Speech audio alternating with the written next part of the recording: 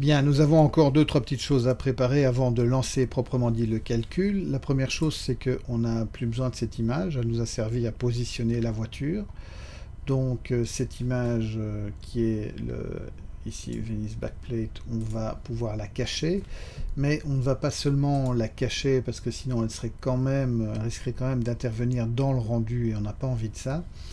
On va en plus, dans le filtre qui se trouve ici, aller chercher la petite caméra. Voilà, on peut fermer le filtre et décocher aussi la caméra. Donc ça veut dire que cette image ne va absolument pas être calculée. Donc ici dans la preview, je ne la voyais pas, mais si je lançais un calcul, proprement dit, j'aurais pu encore avoir euh, la chose qui apparaissait.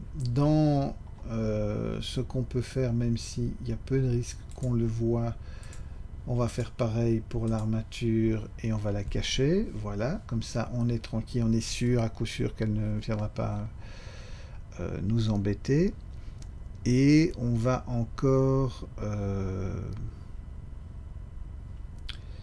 comment dire, on va encore voir un petit peu ici. Je suis un peu perturbé par l'impression que l'orientation de mon HDRI n'est pas tout à fait correcte. Donc ce que je vais faire, c'est revenir et aller activer dans Film, décocher le transparent. Et effectivement, je ne suis pas orienté correctement avec cet HDRI puisque je suis en fait à 180 degrés. Donc ce qu'on va faire, c'est revenir dans le shading, passer en mode, donc ici déjà aller cocher le Scene World, comme ça on a l'effet de l'HDRI dans le World, et passer ici en World aussi. Donc on a activé, si vous vous rappelez, le node Wrangler, donc en sélectionnant ce node ici, et je fais CTRL T, je vais automatiquement avoir les deux autres nodes qui me permettent de manipuler le placement de mon image.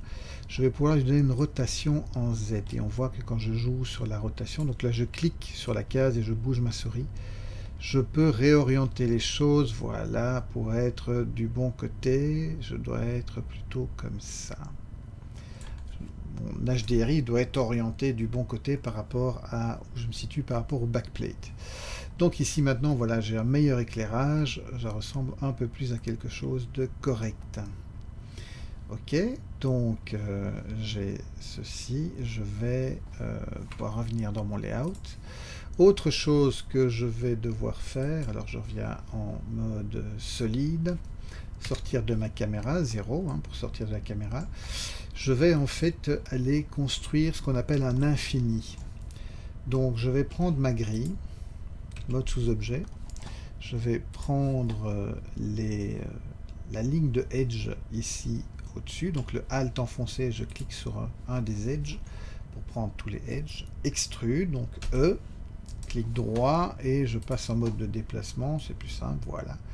Je tire vers le haut, je ne devrais pas aller aussi haut, mais on verra bien après.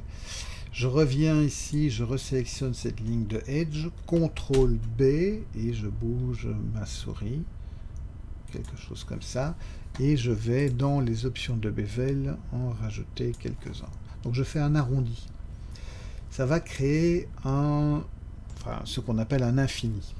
Si je reviens dans ma caméra, ce qui est important, c'est que cette ligne de edge ici soit au-dessus de la voiture. Ok. Donc là maintenant, en fait, je vais pouvoir me débarrasser de ces faces-là. Et à quoi est-ce que ça va servir d'avoir fait ça? En fait, dans les passes que j'ai précalculées, que j'ai cherché à avoir, donc si je viens dans mes passes ici, j'ai notamment une passe d'ambient occlusion. Et l'ambient occlusion, en fait, c'est une image noir et blanc. Il me faut absolument un fond blanc derrière la voiture, parce que sinon, je ne vais pas pouvoir l'utiliser correctement dans les opérations qui vont suivre. Alors il me faut aussi changer, donc je suis en lequel, SX, je dois faire en sorte qu'elle déborde de mon image. Je ne dois pas avoir l'arrondi qui est ici dans mon image. Et je vais aussi l'assouplir, Shade Smooth, voilà, comme ça elle est lisse. Donc en fait, quand ça va calculer la couleur de ma voiture, enfin toute l'image en couleur, ceci est un shadow catcher, on ne la verra pas.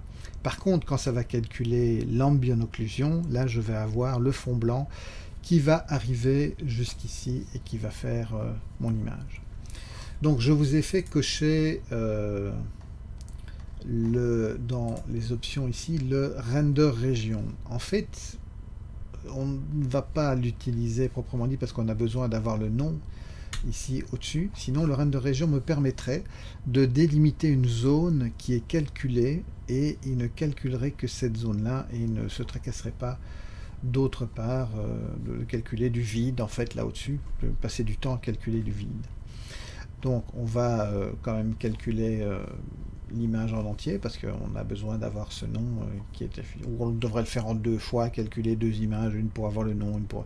mais c'est trop compliqué, donc on va faire simple et on va voir si ça rajoute tant que ça au temps de rendu, mais on devrait être dans les chiffres que je vous ai donnés précédemment. Donc tout est mis en place. Maintenant on a tout ce qu'il faut au niveau de notre préparation. On peut lancer le calcul et ce qu'on va calculer, c'est en fait une animation d'une image. C'est un peu particulier, mais dans Blender ça marche comme ça. Si je fais un render image, il va me calculer l'image, mais il ne va pas enregistrer l'image sur le disque. Donc ça veut dire que je vais devoir manuellement ne pas oublier d'enregistrer l'image. Or, on sait très bien qu'on a toujours tendance à tout oublier, donc autant faire une animation, puisqu'on a mis qu'on était de la frame 2 à la frame 2, il n'ira pas plus loin, mais il va calculer une animation, et une animation, il l'enregistre automatiquement. Donc ce que je vais faire, c'est à la place de calculer une image, je vais calculer une animation d'une image, et ça va tout à fait faire la chose. Donc je vais lancer le render animation, puisque tous mes paramètres sont toujours les mêmes que ceux que j'ai précisé la fois précédente. Donc si jamais vous avez un doute, revoyez la précédente vidéo, revoyez si tous vos paramètres sont bien corrects. Et vous pouvez lancer le render animation. Vous allez avoir une fenêtre qui va s'ouvrir. Vous pouvez dézoomer un petit peu, histoire de voir les bords.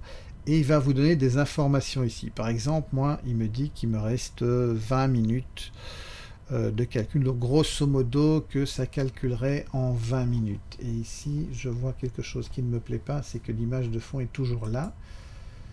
Il me semblait l'avoir décoché, donc on va s'en débarrasser. Delete hiérarchie, je ne veux plus voir cette image. On va la récupérer autrement, on n'a pas besoin de la voir ici dans le calcul, donc je l'ai carrément délité pour être sûr. Et render animation. Ah, mais mon environnement, est-ce qu'il va encore être là? Oui, non, ok. Donc, vérifiez bien, comme je vous disais, que tous vos paramètres sont bien. Film doit être en transparent. Voilà, on est prêt. On lance le calcul.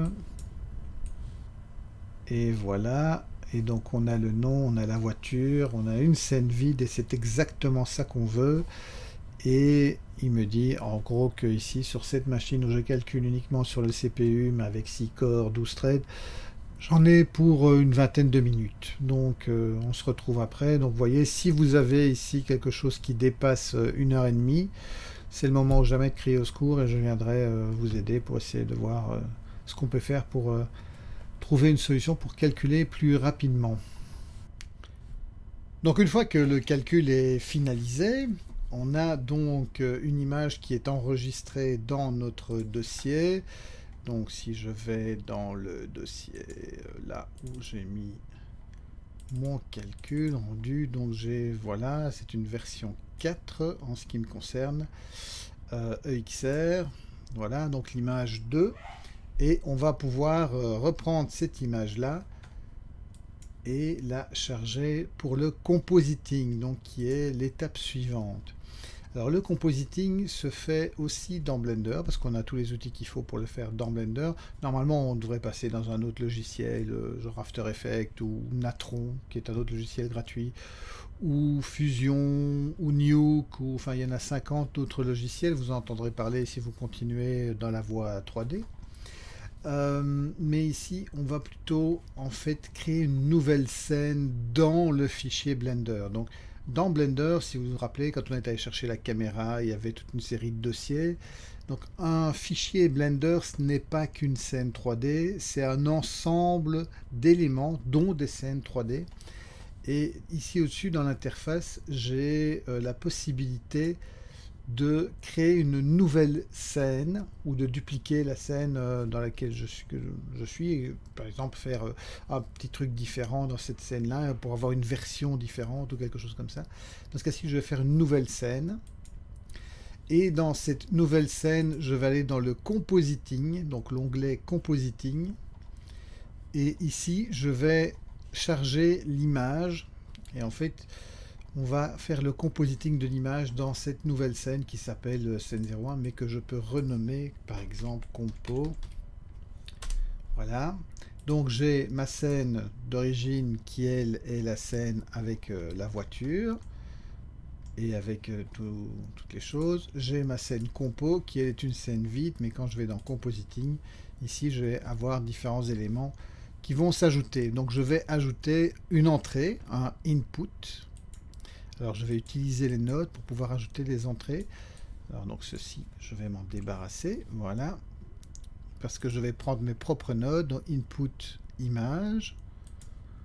Et je vais aller ouvrir l'image que j'ai calculée, donc qui se trouve dans mon dossier, dans les rendus, c'est la version 4,